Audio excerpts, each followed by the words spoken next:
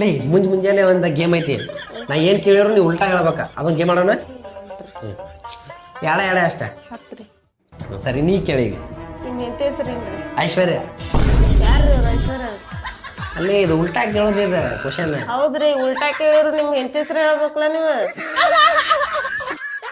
ಹಂಗಲ್ಲ ಅದ ಈಗ ಕ್ವಶನ್ ಉಲ್ಟಾ ಹೇಳೋದಿರ್ತಲ್ಲ. ಹೌದ್ರಿ, ಪಟ್ನೆ ಅಂತೇಳಿ ಒಂದ ನಿಮಿಷನಾಗ ಹಂಗಂಗ ಹೇಳಿರಿ ನೀವು ಐಶ್ವರ್ಯ ಅಂತೇಳಿ. ಇದೇನೋ ಐತ್ ಹಂಗಾರ. ಏನಿಲ್ಲ ಬಿಡ. ಈಗ ಹೌದು, ನಿಮ್ ಗಂಡನ ಹೆಸರೇನು? ಬಸವರಾಜ್ರಿ.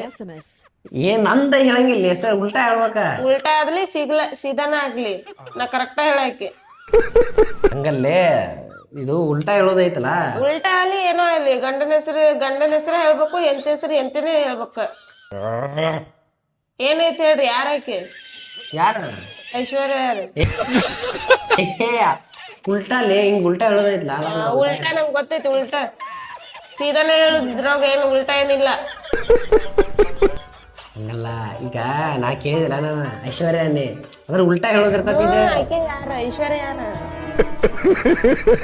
ಈ ಐಶ್ವರ್ಯ ಯಾರು ನನಗೇನ್ ಗೊತ್ತ? ಅಷ್ಟ್ ನಿಮಗ್ ಗೊತ್ತ ಐಶ್ವರ್ಯ ಅಂತ ಪಟ್ನೆ ಹೇಳಿರ್ಲ, ನಿಮಗ್ ಗೊತ್ತದ ಐಶ್ವರ್ಯ ಯಾರಂತ. ಇದು ಕ್ವಶನ್ ಐತಿ. ಏನ್ ಕ್ವಶನ್? ನನ್ನ ಕ್ವಶನ್ ಕೇರ್ಲ ಈಗ. Once more!